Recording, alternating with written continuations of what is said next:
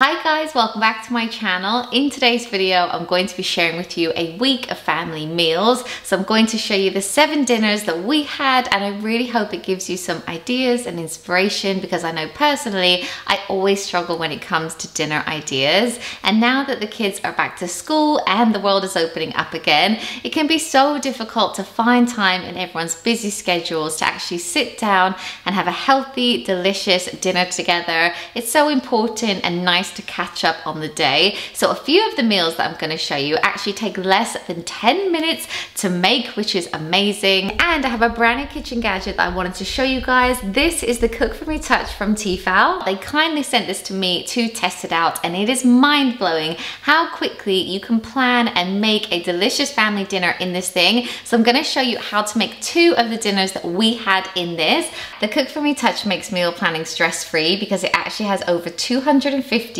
meal ideas and recipes on it, and 150 of those take less than just 10 minutes to make, so it's perfect if you're short on time. It also has a color touchscreen display which actually tilts and is waterproof as well, and it links up to your Wi-Fi so that you can access all the amazing recipes. And a feature that I really love is, say you have something in your fridge that you need to use up, like maybe chicken, or I actually had cod to use up this week, you can type that ingredient onto the display and then it will bring up all of the meal ideas and recipes that include it. It will tell you exactly how to make it and show you step by step with walkthrough videos how to do it, and it also has photos as well. It'll tell you all the other ingredients that you need alongside it, and it just makes it very easy to follow. And there's even a Cook For Me app which has a further 300 recipes on it, so when you're meal planning you can browse the app, and if there's anything you want to make you can just send it directly to the gadget itself and then follow the step-by-step instructions on the display. So it makes it very easy to make quick, healthy recipes. So I'll put some further information in the description down below if you want to go ahead and check it out. But the first dinner that we're going to be making is a cod and chorizo stew, which was very quick. I think it took 6 minutes to cook. So let me show you. Okay, so for the cod and chorizo stew, you literally just need 5 ingredients. And as I said, I had some cod to use up. So I typed it into the app and then about 14 different recipes popped up that I could make. And I thought chorizo sounded really good. So I'm just going to follow the step-by-step guide. The first step is to preheat it. And while it preheats, it actually flashes red on top. So while it's doing that, I'm just going to get the ingredients out. So you just need chorizo, finely chopped red onion, some chopped tomatoes, obviously the cod, and then also some butter beans. And another cool feature is on the app, if you're cooking for 2 or 4 people, you can adjust how many you're cooking for, and then it will adjust how much of the ingredients you need. So it's nice and simple to kind of follow. So once it's preheated, you can tap on the touchscreen display to move on to the next step, which will put the Cook For Me Touch in browning mode. So then you want to brown your chorizo and red onion just for a few minutes until the onion is nice and soft. And then once you've done that, you can go on to the next step, which is to pressure cook. So for this, all you want to do is add in the rest of the ingredients. So the butter beans are going in, then also the chopped tomatoes, and of course the cod. Once everything's in, you can just lock the Cook For Me Touch and then pressure cook for just 5 minutes. And this was actually the first time that I had used this, and I just felt like, oh, 5 minutes feels so short, but then I was pleasantly surprised. Right, moment of truth. Oh my gosh. So that is literally it. It's the quickest meal to make, and you could serve this with rice or mashed potato or crusty white bread. We literally just had it as stew, but it was very flavorful. The chorizo makes it so salty and Moorish, and the kids really liked it. So it's definitely one I'm going to make again. And I would actually love to know in the comments, have you guys ever tried pressure cooking? Like, am I really late to the game? Because I cannot believe how quick it was to make this dinner. Next up, I wanted to show you how to make this delicious cauliflower cheese pasta bake. This is very much my type of food. It's so tasty and warming at this time of year, and it's also a vegetarian option, and I think it works out at like 65p per portion, so it's definitely a dinner under £5. So Matt's gonna make it tonight, so I'll run through it with you, but it takes about 20 minutes to make. So first off, you just want to put the pasta on to cook. We're using brown pasta, or you can use whole wheat pasta pasta as well. And we're also going to cook the cauliflower for 3 to 4 minutes. Then in a pan, he's adding some oil, some flour, milk, and also some vegetable stock, about a cup of it. And then he's just going to whisk that together constantly for about 8 to 10 minutes until it becomes a bit more of a sauce.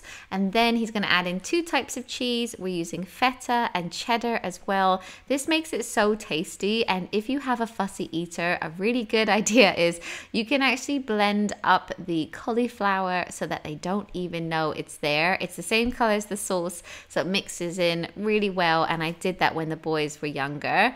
Then you just want to add the pasta and the cauliflower to the sauce, give all of that a good mix, and then pour that into a pan or like a tray. And then you can top this off with a bit more cheese. So if you hold back a little bit of the cheddar cheese and the feta, you can put that on top. And then you can also add in some of the greens from the cauliflower. We only added in a little bit, but you could put all of them in. And then you also want to put on some Worcestershire sauce. You know, I still can't say that word. And then stick that under the grill for about 8 to 10 minutes until it's nice and golden brown. And then that's it. You can serve this with some salad or some bread. We literally just had this as a pasta bake, but it's one that I know everyone's going to eat. I think Matt would prefer like just meat and veg, but the boys all like this. And as I said, it's a nice vegetarian option. Next dinner that we had this week was a chicken paella. We all love this in this house, but Jackson especially, he loves any type of rice dish, so I knew that he would eat all of this up. And this is another one that we made in the Cook For Me touch. So I've just obviously got the step-by-step guide and tells you what ingredients to have. So here they are all laid out. So we're going to be putting chicken in this, chorizo, red pepper, peas, rice, stock, and onion as well. So the first step is to preheat it and add the oil into it. And then once it's in browning mode, you can season the chicken with some salt and pepper and brown that for about 6 minutes. Then once that is looking a bit more cooked, then you also want to add in the onion, which has been chopped up, some red pepper, which has been chopped up, and garlic as well. And then you want to brown all of that together for about 2 minutes. And once that is all browned, you basically just need to chuck in the rest of the ingredients. So in goes the chorizo, which I've sliced up, also some frozen peas, some white rice, and then I'm gonna sort of mix all of that together before adding in the chicken stock, and then also a little bit of white wine. And don't worry if your kids are having this dish, because the alcohol from the white wine will actually cook off of it. So then I'm just gonna give that a mix, look the Cook For Me touch, and then I'm just going to pressure cook it for just 6 minutes, and that is it. So it comes out like this 6 minutes later, and if you didn't want to eat it straight away, you can keep it closed and it will like put it on a keep warm mode. But we actually ate it straight away and it was delicious again, very flavorful, and the kids really liked it. And next up, I wanted to show you the boys' favorite homemade hidden veg sausage rolls. These never last long in this house. If I make extra, they get eaten, and it's so simple. All you need is some sausage meat, some ready roll puff pastry, an egg, a carrot, and some courgette and garlic as well. So all I'm doing here is grating up an entire carrot, and then I'm going to grate about half of that courgette and save the rest of the courgette for a recipe tomorrow night. Then in a pan, I'm adding in some garlic paste, or you can add fresh garlic if you want to, and that grated up veg. I'm just going to soften this for about 5 minutes. I don't actually want it to cook, just to get soft. So while that's in the pan, I'm also going to whisk up this 1 egg and use that as like an egg wash on the pastry in a minute. So once that is all soft, I'm just going to add it to a bowl with my sausage meat, and you can season it if you want to. And then what I tend to do is mix it around, because it is very hot, like with a spoon. And then once it's cool enough from the sausage meat, then I'll just mix it with my fingers. Then you just roll out your puff pastry, and then I cut this one in half because I'm going to make 2 really big sausage rolls for everyone. Then you just load it up. I put quite a bit of sausage meat in. I put like as much as I possibly can, but you don't have to. And then I just add the mix of the sausage meat with the veg. And the cool thing about this one is you could actually add any veg that you have to use up or that your children like. And because it's grated, like it really does just kind of mix in. So once you've put all your sausage meat in, then you just fold it over over, and then I tend to secure it just by like using a fork like this on the edge. And then you also do like the egg wash that I was talking about. This just makes it really shiny and golden once it's cooked. So I'll just do that all over, and then I'll cut it up into like the sizes of sausage roll that I want. So I'm doing this size, but you could do very big ones if you wanted to. You could do very small like party ones as well. And then you just stick that into the oven for about 25 minutes. Sometimes it's a bit longer, 25 to 30 minutes, until basically the sausage meat is all cooked. And then we're serving this with good old like chips and beans tonight. This is the ultimate for the boys and Matt as well, to be honest.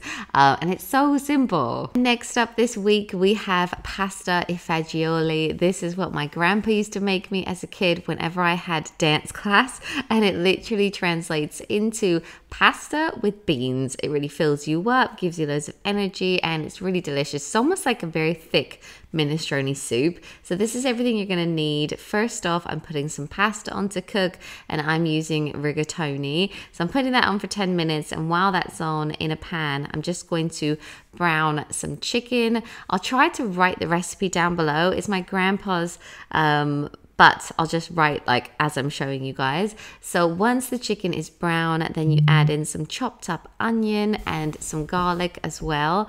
Then you add some chicken stock. You can add more or less depending on how soupy you like it. Then you also add some chopped up tomatoes, some basil, or I actually added Italian herb, and some bay leaves as well. And then I'm also adding in another grated carrot and the rest of the courgette grated as well that I used in the sausage rolls.